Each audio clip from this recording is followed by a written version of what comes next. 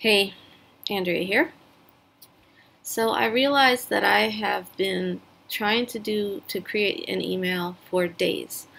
And part of what has been blocking me, and this is not everything because obviously I have some procrastination issue here going on. I think I just kept not feeling like I had enough information gathered, and which is a mistake because I could have been sort of leading people along the journey with me as I went. But it's been a lot going on. I'm not going to beat myself up. But one thing that I did realize that would have made it easier, and I'm going to have, because I'm about to create it now, is a tab. You can have a tab that will open up, a bookmark that will open up all the tabs that you want for a certain scenario. So in this case, I have 3 different places that emails live, email subscribers live, the lists, GetResponse, Aweber, and I have a few people in SendLane. I haven't done that extensively, but yeah, so I have these 3 things. So anytime I want to send out a broadcast, I have been ignoring SendLane, which I need to stop doing because I'm going to be putting, I think I'm going to be using it for one particular company. But the thing is that unless that stuff gets opened up and it's sort of tidy on my desktop, I just don't, it just is like extra chaos. So what I'm doing right this minute is creating a bookmark of tabs so that when I want to do an email, I just open that bookmark of these tabs. And I even went a step further, and I went to each of these places and I went to the login page.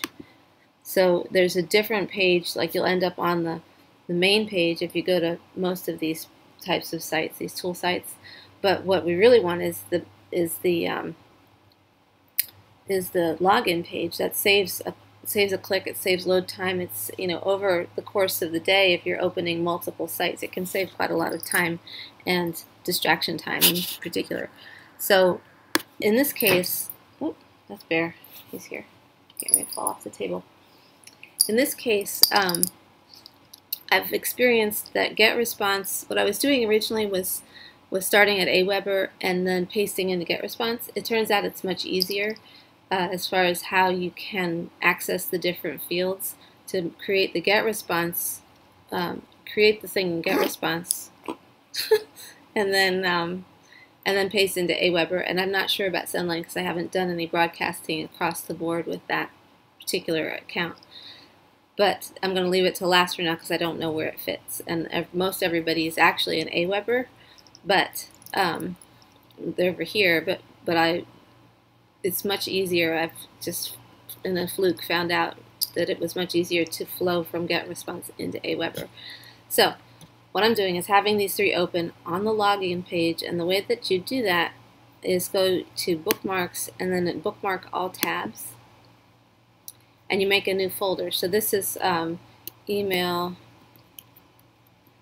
broadcast. Let's just call it email broadcasting. So that's like when I'm sending a newsletter, I'm sending a broadcast, or I want to go do something in all the email accounts. This will be a folder. I think didn't it say it was making the folder? Anyway, I want to make a folder. And it's doing it under productivity. Well, we'll see where it ends up. Anyway, the point is to make a bookmark. And so now when I go into, I'm going to have to replace one of these up here probably with the one that I just made. What did I just call it? Email something.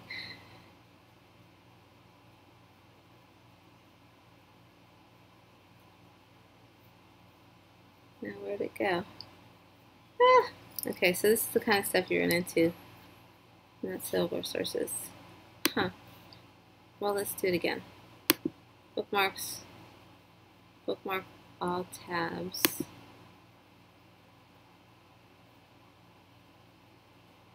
It was under speaking ideas because that's where I dragged it. Okay, so let's say you put it in the wrong place, which I did. So you go in here to Bookmarks Manager and you go find the thing. It said under speaking something or other. See, I'm not very organized with these filing things.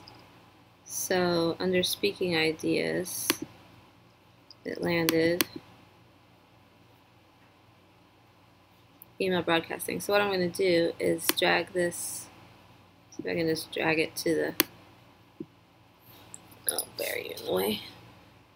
Drag it up here to the bookmarks bar. This is in Chrome. And now I can just go to that file. This should really be, I don't know how to get it to the top of the, oh, I can probably drag it here to the bookmarks bar that way. Yeah. So now it's a folder under bookmarks bar instead of under that, wherever the heck it was, under speaking ideas. So now it's under email broadcasting. I have no idea why they're all out of order as far as, oh, it's here. Email broadcasting. Okay. So if I wanted to find it again, so this is what you do when you try to figure things out. I could go into other bookmarks and it's here in email broadcasting. But what I want to do is, let's say I close this and I close everything. Let's say I close everything. And so here's what the benefit of this is. Oh, ignore this. This is crazy. Oh, everything is crazy. Okay, so let's make a new window and it's blank. And so when you first open your Chrome, in this case, I would go to, right now, because I have dragged it onto the bookmarks bar, I would just be able to click on open. Okay, so I right-clicked and open all three. And the other three, it's opening not in this tab, so I'm going to close this one. But here they are, all three opening, without me having to go hunt and peck and find and remember and blah, blah, blah. So the 10 minutes I just spent farting around with it here, I've just saved myself really hours of clicking and hunting and reopening and see how long it's taking these just to load. All that wait time, it's all happening at once. I could just say, okay, open the emails. It would be nice if I could just tell my computer to open this tab. Probably there's a way. But I cannot be using my brain time on, okay, I really need to go to make an email. Let me go, okay, what do I need to open again? And, you know, the whole 9 yards. It doesn't seem like, it's just super inefficient. And so the more efficient and streamlined we can get with this stuff, the better. So this 10 minutes that I just spent, and I hope this video isn't 10 minutes for you, that I just spent you know, figuring this out, because I'm obviously not like a super organized bookmarker. I now have this click button. So if I click on it, I can just get to one of them. But if I right click on it, which is touch and click, touch with 2 fingers and click if you're on a Mac, right click if you're on a PC on your mouse. And then I have choices to open all three in different windows. So, okay, that's it. Talk to you later.